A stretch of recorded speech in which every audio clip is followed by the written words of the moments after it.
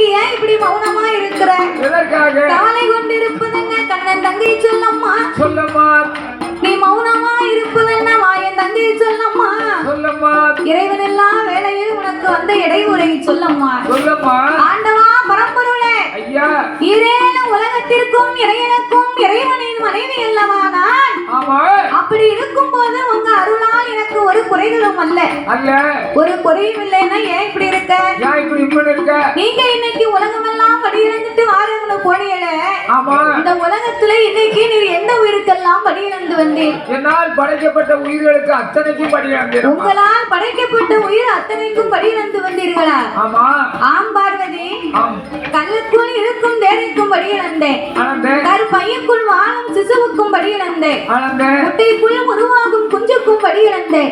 நான் கொட்டைக்குள் இருக்கும் அண்டுக்கும் நான் படி இழந்திருக்கேன். ஒரு பாறையில சொன்னா உருவத்தினால் ஒரு பாறை என்பது பெரியது. ஒரு பாறையை தூக்க முடியுமா? பெரட்ட முடியாது. தூக்க முடியாது, பெரட்ட முடியாது. பாறைனா எப்படி இருக்கு? பெரிய குடும்பி பாறை மாதிரி. அப்படியா? அதான் செந்தில் ஒரு படத்துல மலையை தூக்க போறோம், மலையை தூக்க போறோம்னு சொன்னாங்க. மலையை தூக்க போறோம்னு கூட்டம் போறோம் கூடி வந்துருச்சு. கூடி வந்த உடனே மலை கிட்ட வந்து மலையை தூக்குப்பான்னு சொன்னாங்க. அது என்ன சொன்னாங்க தெரியுமா? மலையை தூக்கி வைங்க நான் கொண்டு வரேன். அந்த கதை போல இருக்கு. மலை பெரிய மலை, அது ஒண்ணும் செய்ய முடியாது. மலையை தூக்கி வைங்க நான் கொண்டு போறேன்.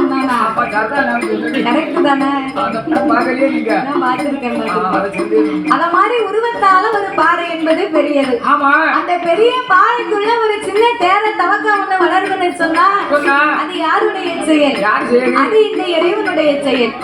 ஒரு பெண்ணாகப்பட்டவள் கர்ப்பவதியாகும் காலத்துல 3 மாதம் 4 மாதம் 5 மாதம் உண்டல்லுங்க. 5 மாதம்னு சொன்னா அம்மாவுக்கு அறவயிறும் பூரணம்.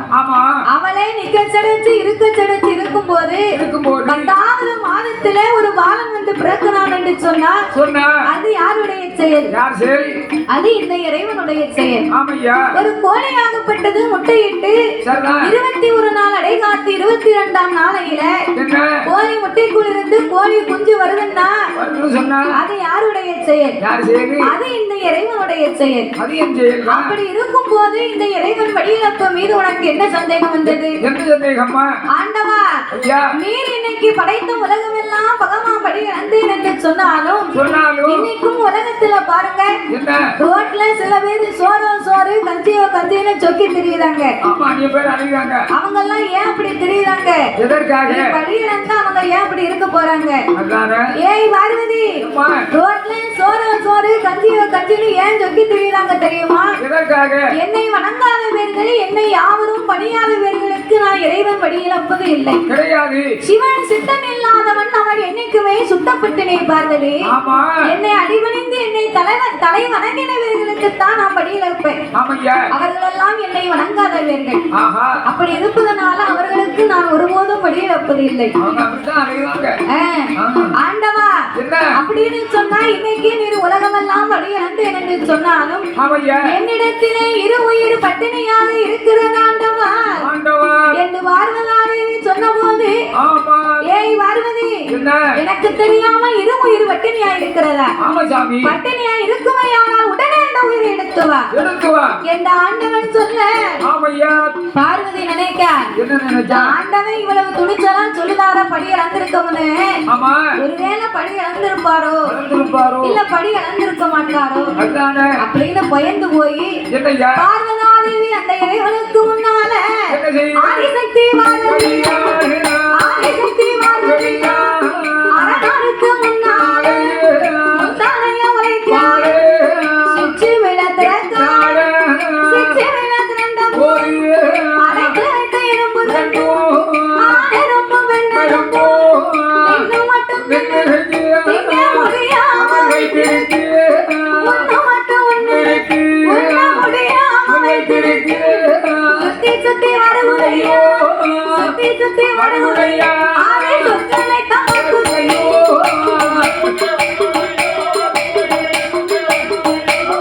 சொற்களை தமக்குதையோ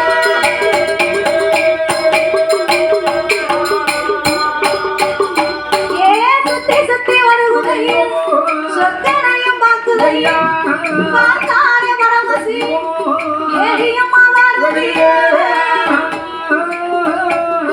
என்னுடைய வார்த்தையே அறைக்குள்ள இருந்தாலும் அறநெறிய மாயமில்லை சிவனுக்குள்ள இருந்தாலும் சிவனறிய மாயமில்லை கல்லுக்குள்ள இருந்தாலும் கல்லுக்குள்ள இருந்தாலும் அம்மான கடவுளறிய மாயமில்லை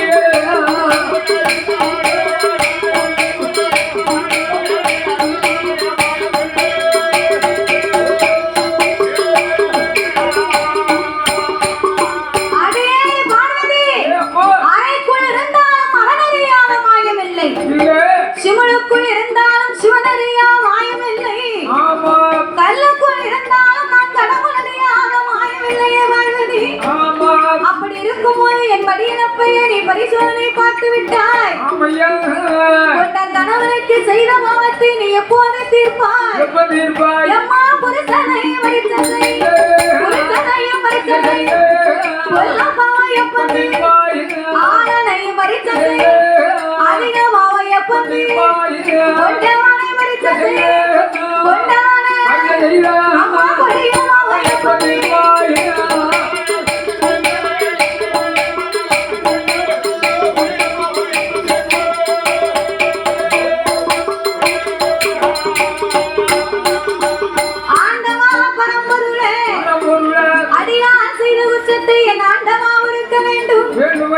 சிறியா நான் செய்த உச்சத்தை என் சிவபெருமானை ஒருக்க வேண்டும் ஐயா பார்வதி நான் செய்த உச்சத்தை என் பகவான் நீங்கள் ஒருக்க வேண்டும் ஈஸ்வரி நான் செய்த உச்சத்தை இறைவனை ஒருக்க வேண்டும் என்று ஆண்டவனை கண்டு ஆதிவிராசக்தி அடிபணிந்து நிற்க பகவான் பார்த்தார் கொண்டவன் செய்த குற்றங்கள் யாவையும் நான் உன்னை மன்னித்தாலும் நீ தெரியாம செய்திருந்தேனா உன் பாவத்தை மன்னிக்கலாம் நான் எத்தனை சொல்லியும் என் வழியிறப்பை நீ நம்பாம தெரிந்துதானே இந்த பாவத்தை செஞ்ச அப்பேற்பட்ட உனக்கு மன்னிப்பு கிடையாது பார்வதி கொண்ட கணவனுக்கு செய்த பாவத்தை நீ கண்டிப்பாக தீர்த்தாக வேண்டும் அப்படின்னு ஆண்டவன் சொல்ல கொண்ட கணவனுக்கு செய்த பாவத்தை தீர்க்கணுமான யாரால முடியும் ஒரு குழந்தை வரம் இருந்தா தான் முடியும் ஏன் அப்படி தெரியுமா உலகத்துல நம்ம கணவன் மனைவி இருக்காங்க அப்படின்னா குடும்பத்துல 2 பேருக்கும் சண்டை வரும் ஜடவு வரும் அப்ப சண்டை ஜடவு வரும்போது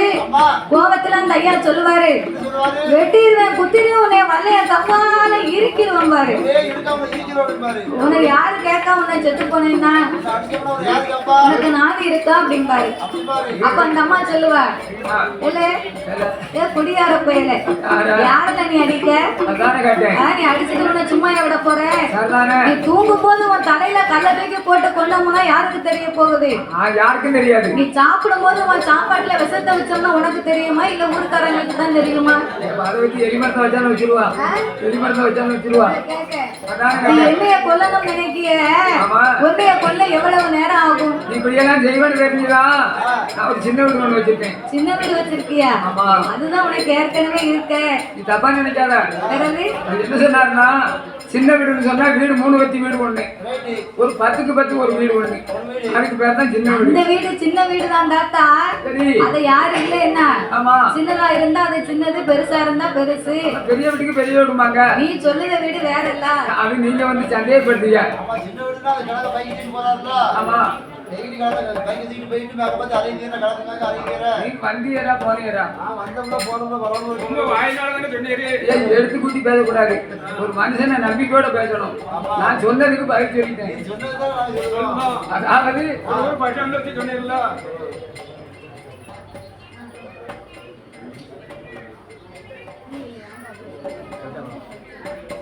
இதனால நான் சின்ன வீடு வச்சிருக்கேன்னு சொன்னா இல்ல தாத்தா, நீ தான் சொன்ன சின்ன வீடு. இன்னைக்கு வந்து நீ 10க்கு 3க்குன்னு சொல்லிக்கிட்டு இருக்க. சரி அன்னைக்கு சொல்லும் போது நான் சின்ன வச்சியை பார்க்க போனோம்னு தானே சொன்னேன். அப்படியா? எங்க போலாம்? சிலருக்கு வழியா நீங்க போறீங்க? அம்மா பாவத்தை நீ கண்டிப்பா எனக்கு தீர்த்தாக வேண்டும். தீர்த்தாக வேண்டும் அப்படின்னு சிவபெருமான் சொல்லும்போது ஆதிபராசக்தியாகப்பட்டவன் அந்த அம்பிகை அங்கே இருக்கே. ஆண்டவா சிவபெருமானே, சிவபெருமானே உங்களுக்கு நான் செய்த பாவங்கள் பாவங்களை தீர்க்கணுமே ஆனா வேண்டுமானால் கணவன் மனைவிக்குள்ள சண்டை வந்தா இந்த அம்மா அப்படி சொல்லுவான் இந்த ஐயா அப்படி சொல்லுவாரு சொன்னா புள்ள நினைச்சுன்னா புள்ள முந்திய பிடிச்சு இழுக்கும் ரெண்டு பேரும் பேசிக்கிட்டு இருப்பாங்க பிள்ளைய கண்ட உடனே கோவமெல்லாம் அவங்களுக்கு காத்தா பறந்துடும் நான் மாத்திரம் சண்டை எடுத்து போது இருந்த மையி அவர் கையில ஒரு அருவாளை கொடுப்பேன் இந்த அம்மா கையில ஒரு உலகை எடுத்து கொடுப்பேன் நம்ம 2 பேரும் ஆட்டிக்கிட்டு போகலாம் ஒன்ன மாதிரி இருந்தா குடும்பம் விளங்கும்ல விளங்கும் வெள்ளத்துல அந்த மாதிரி குழந்தைய கண்ட உடனே பிள்ளைக்காக நம்ம வாழணும் அப்படின்னா அப்பமில்லாத பிள்ளைன்னு யாரும் சொல்லக்கூடாது அம்மா இல்லாத பிள்ளைன்னு யாரும் சொல்லக்கூடாது அப்படின்னு தாயும் தகப்பனும் பிள்ளைய கண்டா பிள்ளைக்காக வாழ ஆரம்பித்து விடுவார்கள் அதைத்தான் இந்த பார்வதி நினைத்தார் கட்டிய கணவனுக்கு செய்த பாவத்தை நாம தீர்க்கணுமானால் நாமளுக்கு கண்டிப்பாகவே கை குழந்தை வேணும் என்று மேலை இசை கலைஞர்கள் ஆலயத்திற்கு வர வேண்டும் என்று விளக்கப்பட்டியார் அழைக்கிறார்